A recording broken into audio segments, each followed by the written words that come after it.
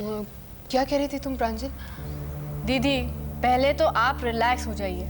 अरे ऐसे टेंशन में ना तो मैं आपसे कुछ कह पाऊंगी और ना तो आप कुछ समझ पाएंगी।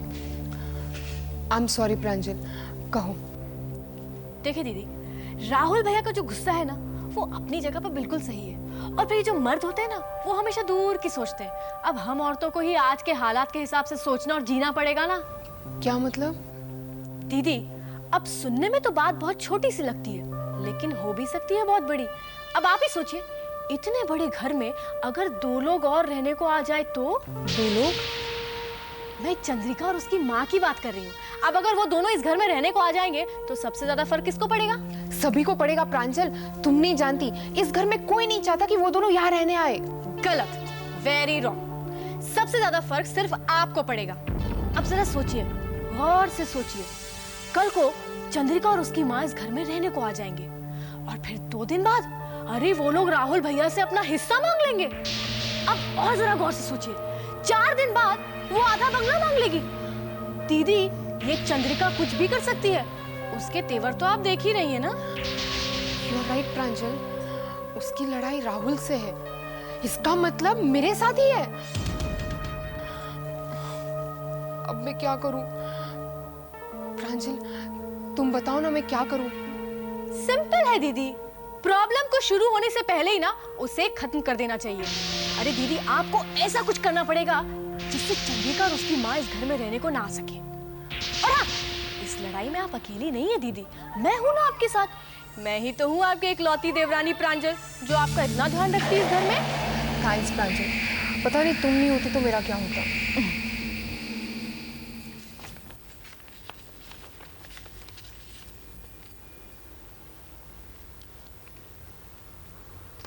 चंद्रिका, ये क्या है?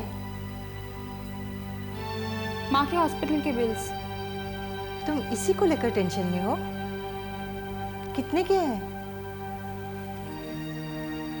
यही कोई 30-35 हजार के होंगे। तुम चिंता मत करो बेटी, मैं इसे भरवा दूंगी। ला, मुझे दे दे। मंजुला देवी, मैंने आपसे पहले भी कई बार कहा है, मुझे कोई धन दौलत या आपकी मेहरबानियां नहीं चाहिए। ऐसे छोटी मोटी बातों से निपटने के लिए मेरे पास पूरा इंतजाम है। मैं यहाँ पर सिर्फ अपनी माँ का हक लेने के लिए आई हूँ, और अगर आपको चिंता करनी है तो उस हक की कीजिए जो आपको मेरी माँ को बहुत जल्द देना पड़ेगा।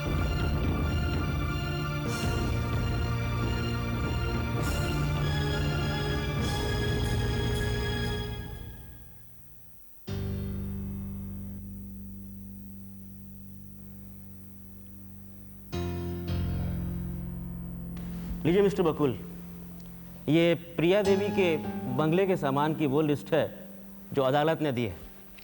आप इसे चेक कर लीजिए और इस पर अपने दस्तखत कर दीजिए। चेक करने की कोई ज़रूरत नहीं है, आप बताइए कहाँ साइन करनी है?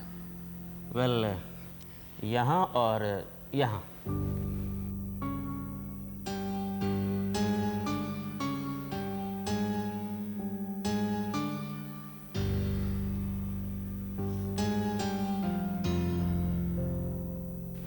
थैंक यू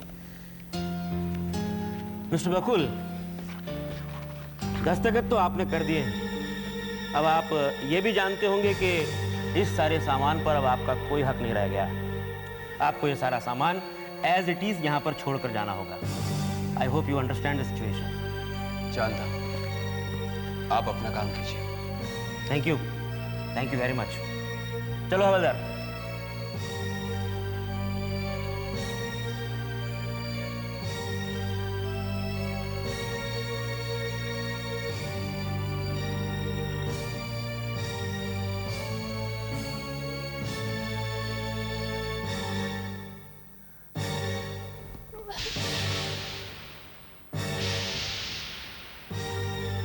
सुजाता, सुजाता क्या कर रही हो?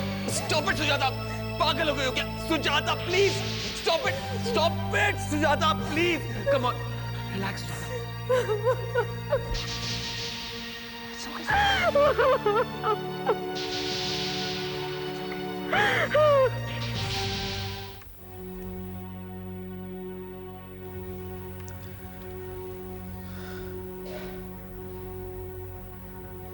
सुनिए,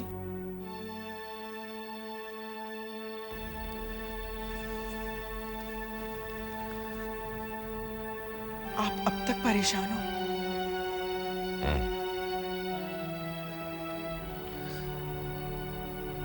मैं कहती हूं, जो होना था सो हो गया। जब भाभी माँ ने बड़े दिल से सबको माफ कर दिया, तो अब दिल छोटा करने से क्या फायदा? जो हो गया उसकी चिंता नहीं है राधिका। अब सोचना यह है कि आगे क्या करना है। जब चंद्रिका भाई साहब की बेटी है तो मामला और भी गंभीर हो जाता है। आपकी बात कुछ हद तक सही भी है, लेकिन हर रोज इस तरह से मर मर के तो नहीं जिया जा सकता ना। तो तुम ही बताओ राधिका, मैं क्या करूं? मेरा तो दिमाग काम नहीं कर रहा है। तुम्हारी बातें निर्दोष होती हैं, तुम ही मेरी मदद करो ना। मेरी बात मानिए तो सबको समझाइए कि हमें चंद्रिका और उसकी मां को अपना लेना चाहिए। तब तो सारी समस्या ही खत्म हो जाएगी। और फिर उस लड़की की जिद भी तो यही है ना। हाँ, उस लड़की की जिद भी यही है। और शायद इस वक्त की मांग। क्या बेवकूफों जैसी बातें कर रही हो? तुम्हारा दिमाग तो खराब नहीं हो गया? इसमें बेवकूफी जैसी कौन सी बात है? जब वो लड़की भाई साहब की बेटी है तो है। अब इससे तो कोई इनकार नहीं कर सकता ना। लेकिन भाई साहब ने तो उसकी मां निर्मला से शादी भी की थी। इसका कोई सबूत है? और की भी थी तो कब? राहुल के पैदा होने के बाद। ये सारी कहानी गलत है। उस औरत के ना माँ बाप का पता है ना ही खानदान का। वो तो अब इसी खानदान को अपना खानदान कह रही है। और चंद्रिका के तेवरों से तो नहीं लगता कि वो लड़की अपना अधिकार लिए बिना मान जाएगी। बात केवल अधिकार की नहीं है लक्ष्मी।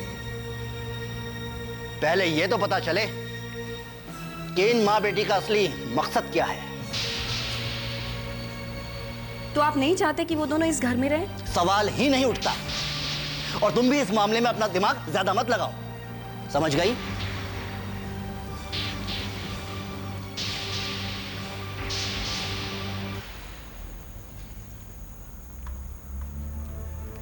भाभी, मैं मानता हूँ कि आपकी प्रार्थना और विश्वास के कारण बड़ी माँ को आज भी नहीं आई, लेकिन प्रॉब्लम तो वहीं की वहीं है। वीरेन, तुम ये क्यों नहीं समझते? लोगों की जिंदगी में ऐसे प्रॉब्लम्स होती रहती है। करेक्ट। अब देखो ना, कभी कभी पूरा का पूरा परिवार खत्म हो जाता है। न जाने कितने भयानक हादसे हो जाते हैं, पर कम से कम हमारे परिवार के साथ इतनी बड़ी प्रॉब्लम तो नहीं हुई है ना।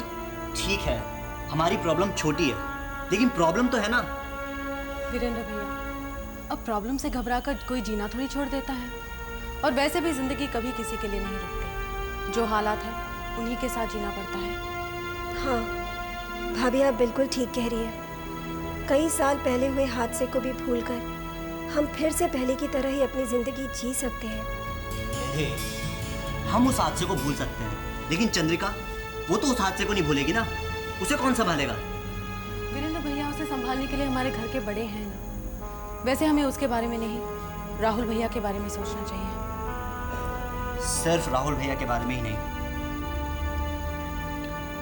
हमें सुषमा भाभी और प्रांजल भाभी के बारे में भी सोचना है।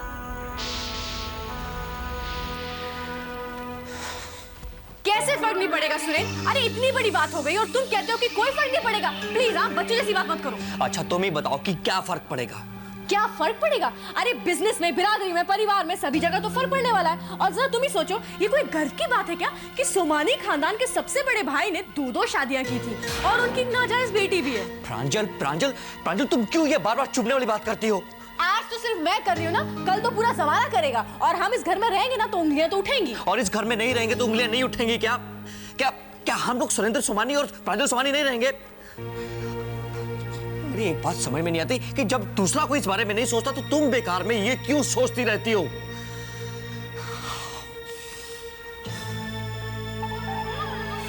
क्योंकि मुझे पता है कि कोई इस घर को छोड़ के जाना नहीं चाहता, लेकिन मैं तो जाना चाहती हूँ ना।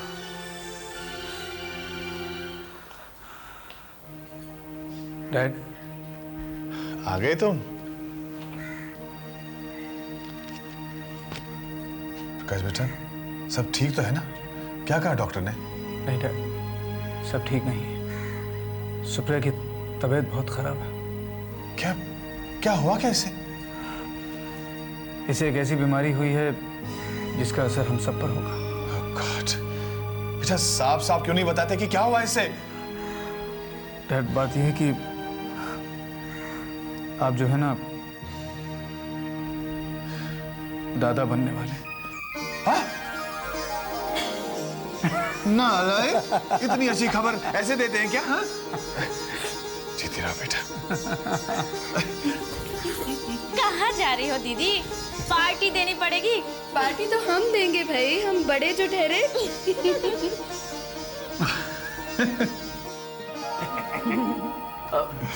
Congratulations, प्रकाश भैया।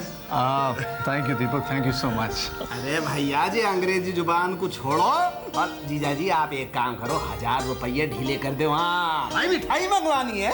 अरे तुम भी तो दादा बनने वाले हो, तुम खुद क्यों नहीं मंगा लेते मिठाई? अरे जीजा जी समझो ना भाई, पहली मिठाई सगे दादा की होए बावली। क्यों नहीं भाई, ये रहा। हाँ, 1 2 3 ये रख लो सब। शाबाश, राधे राधे। जो हुई ना दादे वाली बात है, जो हो बाके बिहारी लाल की। अरे भैया, एक लड्डू गोपाल और आ रहा है घर में। अच्छा भाई, क्या अब इसे यूं ही खड़ा रखोगे? आराम की जरूरत है सुप्रिया को, और आज से तुम्हें आराम करना पड़ेगा सुप्रिया। ये एक सास का ऑर्डर है। जी मम्मी जी। अरे मामा जी, वो मिठाई का क्या हुआ? अरे आएगी, टेलीफोन पे ऑर्डर दे दूंगा। अरे भैया, स्पेशल मोतीचूर के लड्डू बनवाऊंगा। हाँ, अरे स्पेशल पोतो आ रहा तो स्पेशल लड्डू बनेंगे भैया। वाह भाई वाह, ये क्या सब हो रहा है? नाना को अंधेरे में रखकर यहाँ खुशियाँ मनाई जा रही है, मिठाइयाँ मंगाई जा रही है। नारायण जी, क्या हो रहा है सब? नमस्कार दीनदयाल जी। हे, वैसे आप बहुत ही अच्छे मौके पे आए, पर आप ये बताइए कि आपको ये सब पता कैसे चला? क्या है, अगर ये मेरी बेटी है तो मैं भी इसका बाप हूँ। और वैसे इस शहर में ऐसा कौन सा डॉक्टर है जो मुझे नहीं जानता? खैर, वैसे डॉक्टर ने तो मुझे फोन करके बता दिया, लेकिन नारायण जी, मैं आपसे बहुत नाराज हूँ। अरे महाराज, मारो गोली नाराजगी को। आप तो ये बताओ कि आप प्रसन्न कैसे होगे? भाई, मैं खुश तो तब होऊंगा जब आप मेरी गाड़ी में से मिठाई निकलवा कर लाओगे और सबका मुंह मीठा करोगे। इतनी सी बात है तो मैं आ भी गया। अरे बाके बिहारी लाल की कृपा से मेरे 1000 रुपये बच गए। अरे पर मनोहरलाल जी, ये पैसे तो मेरे हैं। अरे महाराज, आपके कहाँ रहे हैं? जब तक माल आपकी जेब में हो आपको, अब माल मेरी जेब में तो मेरे होगा। बताओ, समझा रहे तो है। मैं मिठाई लिया। मामा जी, मैं आपके साथ चलता हूँ। नहीं लाला, रुपया और मिठाई के बारे में वो कोई को साथ ना ले तो यहीं जमा रहे। सुप्रिया बेटी, तुम्हारी तबीयत कैसी है? तबीयत ठीक है पापा। दीनदयाल जी, इसकी तबीयत तो ठीक है, पर तबीयत हमारी खराब होगी जब वो नन्हा सा हम दोनों के कान खींचा करेगा। अरे, ये तो शर्मा गई। नारायण जी, इसका ख्याल जरूर रखिएगा। दीनदयाल जी, आप ये बताइए, आप चाय लेंगे या ठंडा लेंगे? पहले तो मैं मिठाई खाऊंगा। ये मनोहरलाल जी कहाँ रह गए? कहीं गाड़ी में तो शुरू नहीं हो गए ना? वैसे कर सकते हैं, कुछ भी कर सकते हैं वो।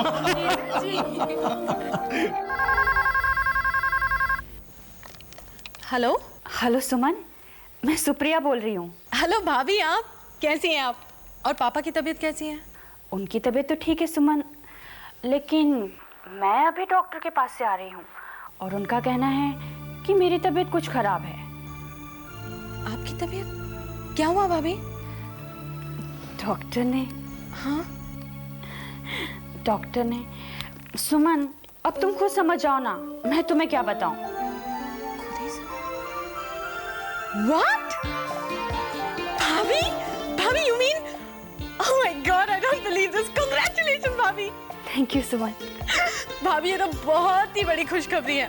मैं आपसे मिलने जरूर आऊंगी, लेकिन आप अपना ध्यान रखिएगा। ओके सुमन। ओके बाय भाभी। बाय सुमन।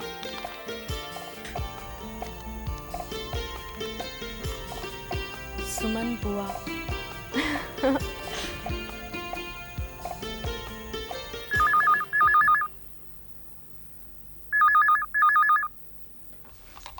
हेलो प्रांजू बेटी, मैं मामी बोल रही हूँ।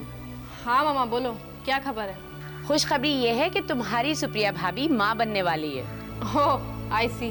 चलो अच्छा है, अब आप दादी बन जाएंगी। वो तो ठीक है बेटी, लेकिन मैं नानी कब बनूंगी?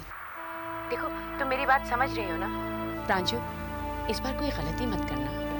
मम्मा प्लीज, आप हमेशा ना मुझे लेक्चर ही देती रहती है। अब मैं क्या बच्ची हूँ क्या? मैं सब समझती हूँ। एनीवे, आप सुप्रिया को मेरी तरफ से ना कांग्रेचुलेशन बोल देना। बाय।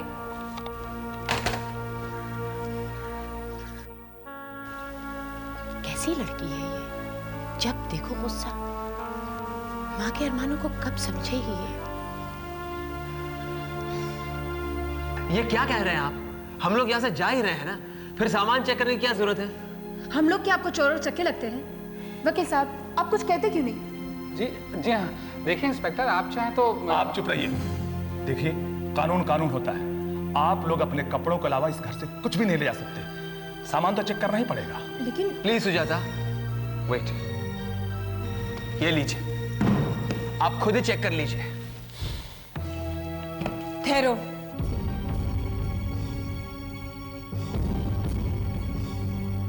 इनका सामान चेक करने की कोई जरूरत नहीं है और आप दोनों यहाँ से जा सकते हैं। लेकिन मैडम, ये लोग... इन लोगों से मैं खुद निपट लूंगी।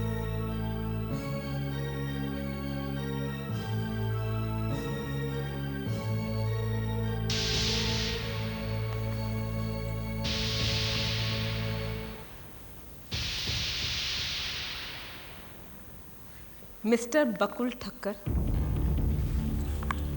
याद करो वो दिन जब तुमने मुझे इस बंगले से निकालकर सड़क पर लाकर खड़ा कर दिया था, बिल्कुल अकेले, बिना किसी सामान या सहारे के। और तुम थी ना इस साजिश के पीछे। कायदे से तो मुझे भी तुम्हारे साथ ऐसा ही करना चाहिए, है ना? लेकिन ये आदमी कभी मेरा पति था और तुम इसकी रखी। और मैं नहीं चाहती हूं कि तुम इस आदमी के साथ किसी झोपड़े में जाकर रहो और मुझे भूल जाओ। इसीलिए आज मैं तुम्हें ये बंगला, इस बंगले का सारा सामान और ये आदमी खैरात में देती हूँ।